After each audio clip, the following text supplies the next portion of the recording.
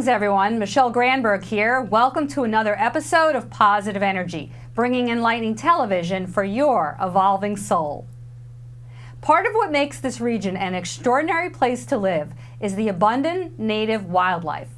Wildlife like raccoons, bats, deer, turtles, owls, possum, fox, wild turkeys, and squirrels make our region a true treasure. Wouldn't we want to protect and preserve our native wildlife and the one habitat we all share? On this show, Diane Nickerson, director of the Mercer County Wildlife Center, is here to explain how they care for over 2,000 animals a year and what the public can do to support wildlife in our own backyard. Stay where you are, because Positive Energy starts right now. So I'm here with Diane Nickerson. Diane, welcome to Positive Energy. Thank you so much for inviting us. You are the director and wildlife rehabilitator at the Mercer County Wildlife Center. And the mission of the Mercer County Wildlife Center is to support efforts to rescue and rehabilitate native wildlife and their habitats through collaborative partnerships and education. So can you expand a little bit more on that and your role? Sure. So if I could just break it down a little bit, what that really means, we have a couple different sections. The first section is we're a wildlife hospital. So we treat a little over 3,000 animals every year that are native wildlife, birds, mammals, and reptiles. And our goal is to release those animals back into the wild. Last year we took about 16,000 incoming telephone calls from the general public to answer their questions about things they have found or how to peacefully cohabitate with the animals that they're finding in their area. And then we also try to do some research collaboratively with other organizations in the state, whether it be the Division of Fish and Wildlife or the Conserve Wildlife Foundation. Beautiful. You know, until I discovered you, I didn't even know that you existed. So I'm so glad you're here to educate the public that you exist, as well as all the other types of education that you do. Sure. And if people are hearing a little noise on our set here, we have a couple of friends that you brought. I brought a couple of big brown bats with me. They're part of our education program. We do about 200 outreach programs a year. We also have an outdoor education environment that is that houses about 15 of our non-releasable patients that are permanent residents that we do education with.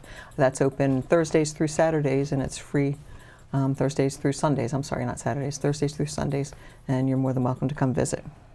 So why is it best to release back into the wild? Because that's where they belong. And almost every animal, I would say at least 80% of the animals that come to us because they've had a not positive meeting with human. Whether it's they got hit by cars, they got caught by cats, they got caught by dogs, their nesting trees were cut down. Our impact on them has not been positive. So what our job really is to pick up where that impact has happened and just put them back where they were and let them try again. So what types of wildlife do you get the most, or what are the most common in Mercer County? We get a pretty even split between birds and mammals, and so when it comes to birds, it's the most birds we get are the little songbirds that come to your bird feeders, followed by waterfowl and then raptors. And then the mammals are we get a lot of squirrels, a lot of rabbits, and a lot of raccoons. Then we also get foxes and coyotes, beaver. Wow. Pretty good assortment. And turtles, we get more turtles than we know what to do with. People don't realize how much abundant wildlife we really have in this area. You must have a lot of interesting stories and experiences. We do. Saving wildlife, and it must be very rewarding. It is. It is. I spent a portion of my career not doing wildlife rehabilitation.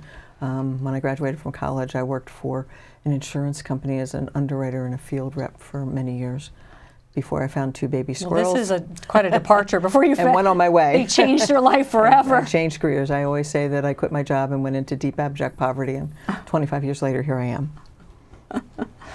So we definitely want to get the animals with us, but is there anything you want to tell the public in terms of what they should do, what they should know about bringing an animal into you? The first thing is we'd like to hear from you first. So before you even think about helping, because very often you don't need to help, what's happening is normal. Call us first. We're there 7 days a week. We're there 365 days a year. If you can't get us on the phone, because there are only 3 full-time staff people there, if you can't get us on the phone, please leave a message. We will call you back. We have a very elaborate messaging system, and we'd love to hear from you. So call us back. Call us, leave a message. We will call you back, and we'll try and help you with your problem. And if the animals need to come to us, we'll take them. But you can see the difference between the 16,000 phone calls and the 3,000 animals. A lot of things are handled over the telephone, and we don't really need to have things come into us all the time. Right. So it's the best use of time, of your time, and the concerned citizen's time is to call you first to find out if it really is necessary. Don't panic. Call first. Absolutely. Find out. Absolutely. Cool. So was there something else you wanted to say about? Sure. I just wanted to tell you a little bit about the center. The center is owned by Mercer County. Brian Hughes is our county executive, and it's operated by the Park Commission with support and assistance from our nonprofit organization, the Wildlife Center Friends. Perfect and beautiful. Let's bring on our first little wildlife guest. Sure. This is an eastern screech owl. It's a red-phased screech owl. They also come in a gray phase, which is kind of a brownish gray color, obviously. They are one of the smallest owls that we have that come into this area, and they're also one of the most common owls we have that come into this area. In the state of New Jersey, as well as every state except South Dakota, for some strange reason, it is illegal for you to take animals out of the wild and into your home. You're not allowed to have them as pets. You're not even really allowed to take it in the house and try and help it. That's against the law in the United States. This animal, there was a teacher in one of our local school districts who took this animal out of its nest as a baby, took it in her house, and hand raised it. Wow. And then she thought it was a good idea to take it to school for show and tell in the fall. And when she did that and took it into her classroom, it happened to have been a classroom that we were in the year before. And we were doing our education programs and telling the kids that it's illegal and you're not allowed to do this. And her kids turned her into the Division of Fish and Wildlife.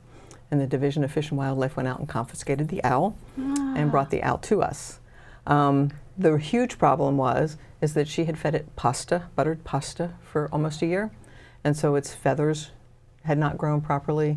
Its beak and talons hadn't grown properly. It was just an absolute mess when we got it. So it took us about a year to get it in good condition again. Back to health. Right. The problem is that it doesn't know it's an owl. It's what's called a human imprint. So I was going to say, it's almost domesticated. Well, they were so used to being handheld. Yeah, well, not domesticated. Domesticated's a different state of being. Yeah. What the human imprint is these animals learn who they're going to socialize with, who they're going to mate with, and who they're going to defend a territory against very early on in their life while they're nesting. And once that is imprinted in their little brains, it doesn't change. So this bird thinks it's a person. It would like to mate with people, it would defend territories against people, and it would want to socialize with people, which is, to me is very sad because there's nothing else wrong with it. It could find its food, it could do whatever it needed to do, but it would want to chase you out of your backyard if it thought your backyard was its territory. So that's such a perfect example of why it's illegal. It's for the sake of the animal. Absolutely. Too much interaction is not good. Right. It's not natural for them. Right. Like one of our other birds that we have for education is an American crow that somebody had hand raised, and then it got just to be too much to handle, so they let it go, and it was caught dive bombing people at a 4th of July picnic. Right. And so it's now living with us. So you want some healthy distance. Yes. And some of that is playing upon their natural, not fears, but their natural instincts to not come close. Right. And we do that at the Wildlife Center. We raise baby screech owls together. They all are in a group together, so they imprint on each other and not on us. And we do that with all the animals that we get. Just looking right at me. Their eyes blink almost independently, not together. Yep, and they have 3 eyelids. They have an upper and a lower eyelid, and then they have a nectating membrane, which comes across kind of diagonally, and it's opaque, so they can see through it, but it protects their eyes when they're hunting. So when they swoop down to catch something, they pull that across so they can see where they're going, but they don't get poked in the eyes. And these are the ears? Those are feathery looking? They are not. If you they look at look her like face, ears, but they're not. Yeah, if you look at her face, there's an area around her eyes that looks like somebody took a black magic marker and drew around her. Everything inside that makes up her facial disc, and on the very edge of that, under the feathers, straight back from her eyes, are her ears. The thing on top is helped make her look like part of the tree. It's camouflage. So if I turned her around, you would be able to see that her feathers look a little bit like tree bark, and when those tufts are sitting straight up, they help camouflage her in the tree. She's absolutely exquisite and beautiful. I wish I ever could see her just as we're seeing her right now. So Are there any other misconceptions about wild owls, or what's the most frequently asked question you get? The most frequently asked question we get is whether or not they can spin their heads, which they can't. Not No. They can turn their head about 320 degrees. They can turn it to their spine and back around to their spine the other way. And the reason they need to be able to do that is because their eyes don't move. Their eyes are fixed in their sockets. They don't have any muscles to move their eyeballs.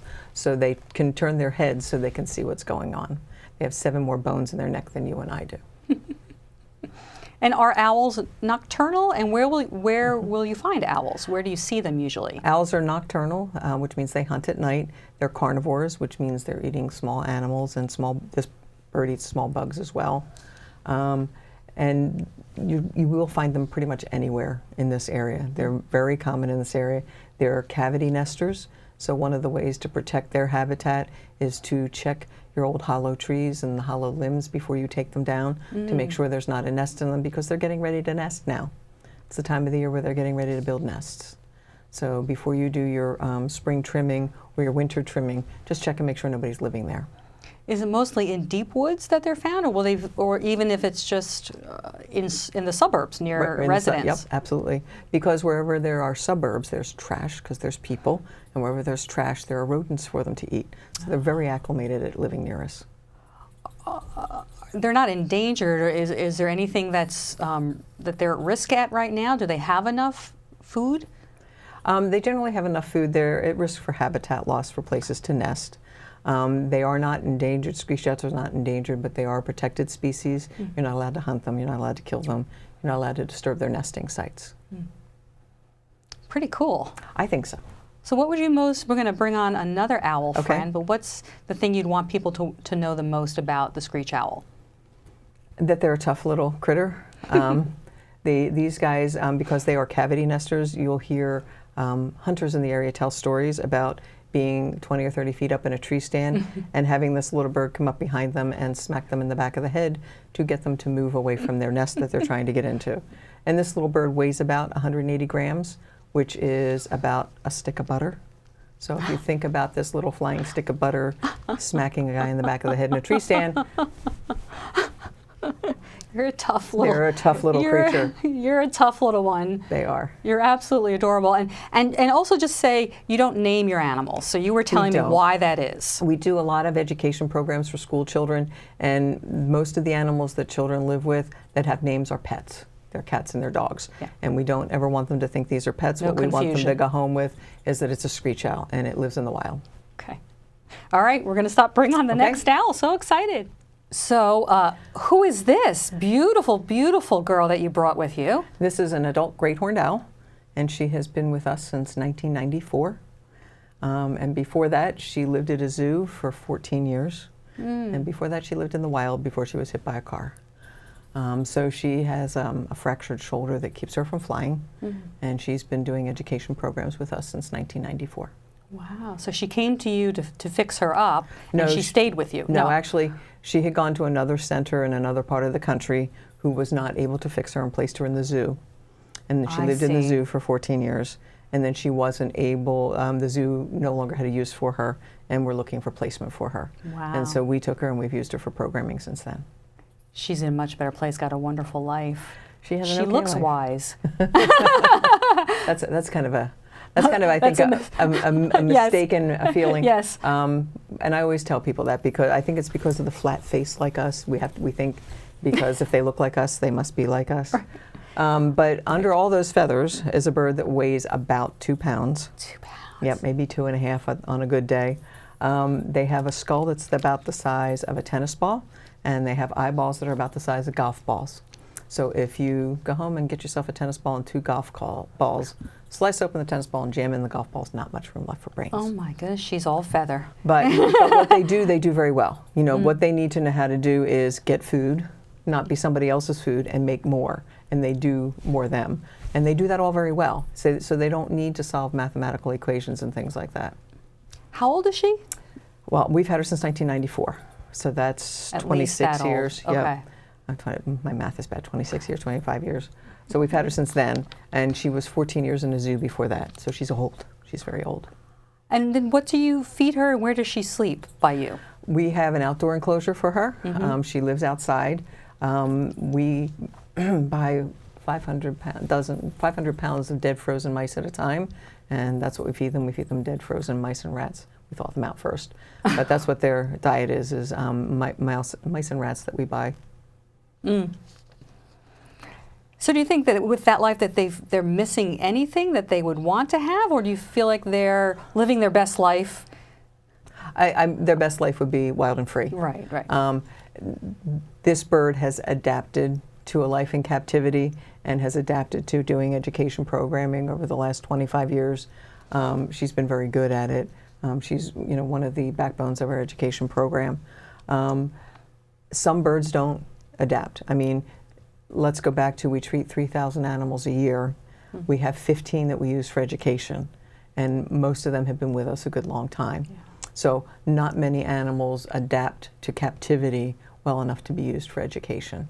And we do euthanize the animals that get well but not well enough to be released. Mm-hmm. Because to be a wild animal, you need to be perfect.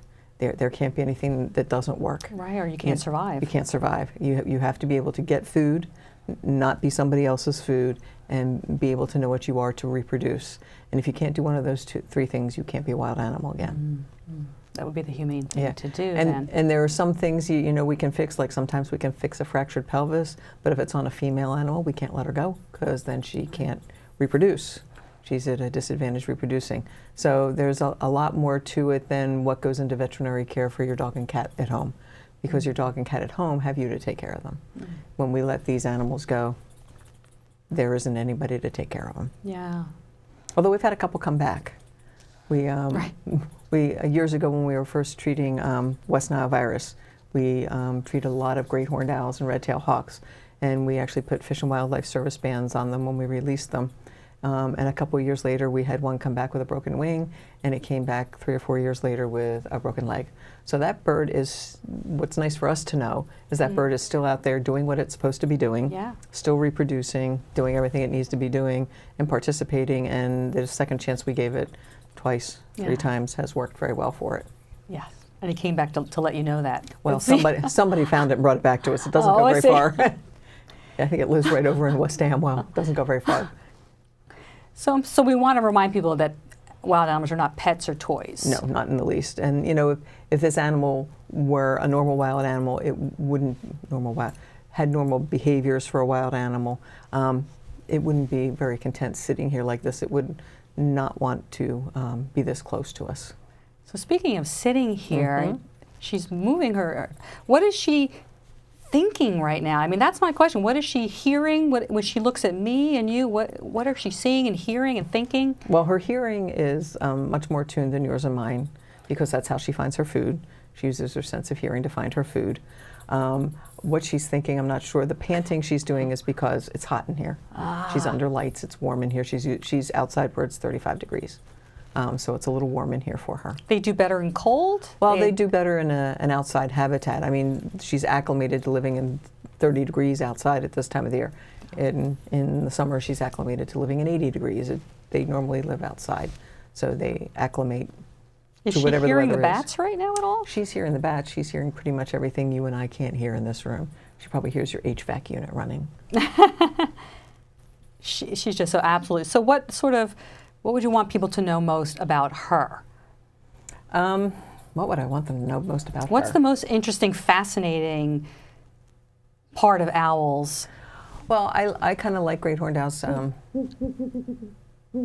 I couldn't get her to do that on cue if I asked her to. She'd let us know. I'm fascinating, Diane. She's saying, well, how could you not? So that's one way Tell to find people. One way to find great horned owls is to go out and sit in your backyard at dusk and make that sound and see if you can call one in, because this time of the year especially, they're getting ready to nest and mate, and so they will be making that sound. And basically they're trying to attract others? They're either trying to attract others, if they're a male or a female trying to attract the opposite sex, or they're trying to chase others off if they are not interested in having the same sex in the same area.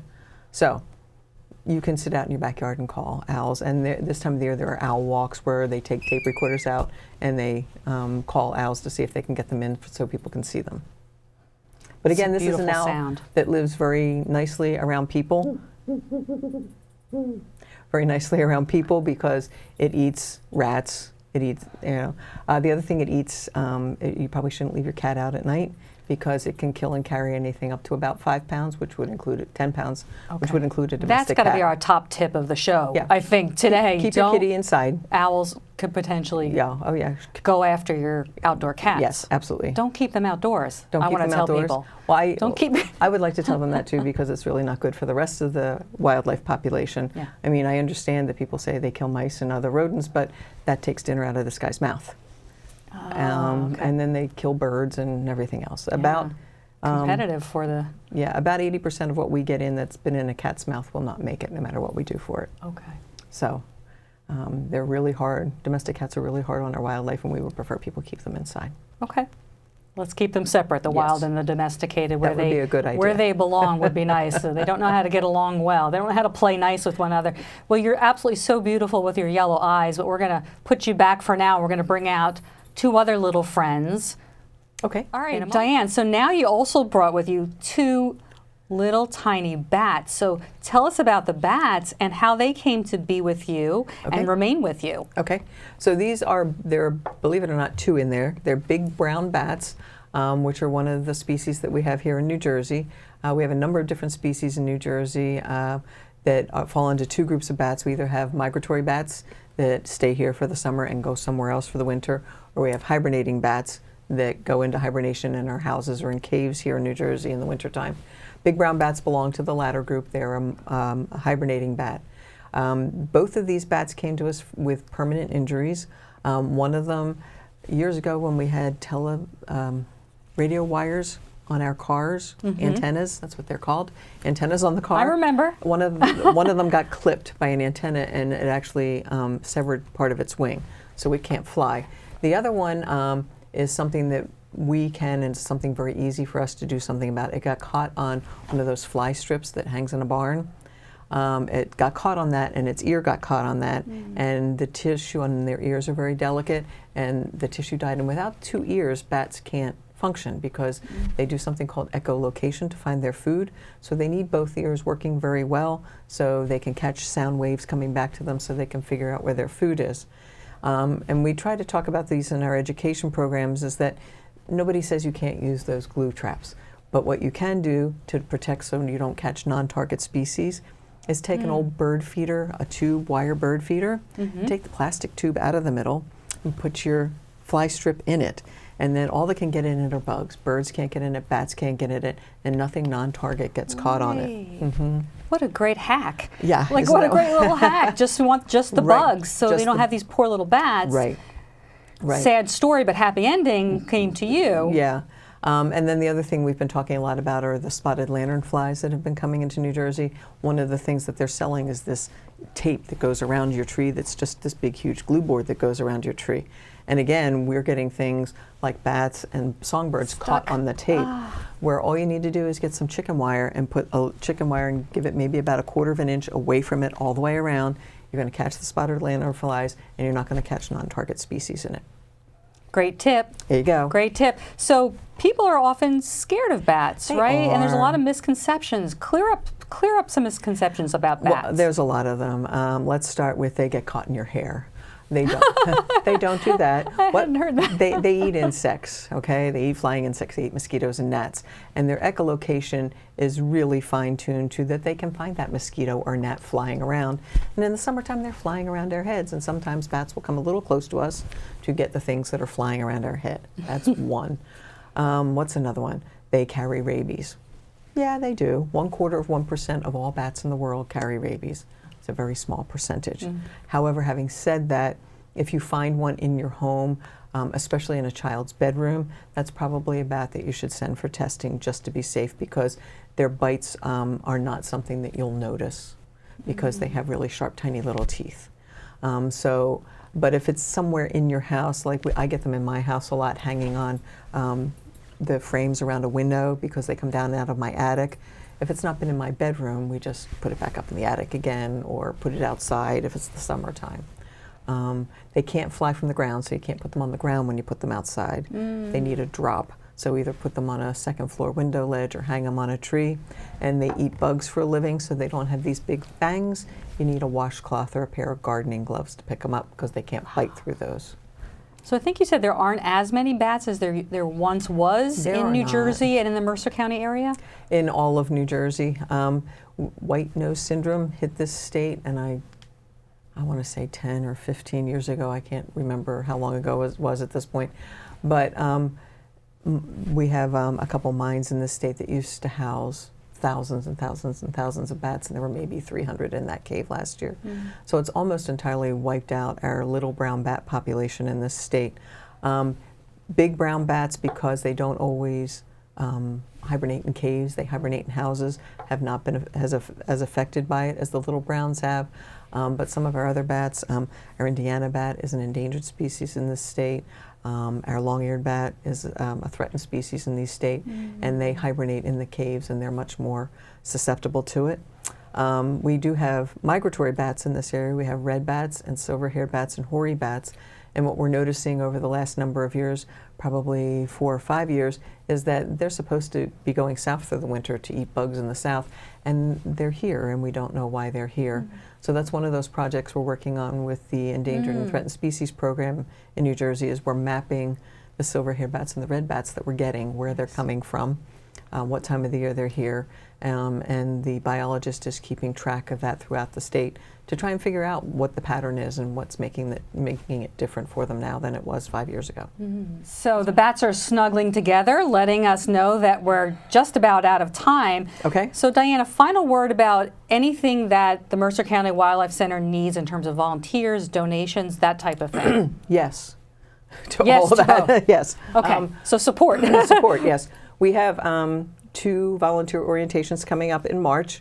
You can go on either the county website, which is Mercer County Park Commission, or you can go on to the Wildlife Center Friends website to look for information on both of those orientations.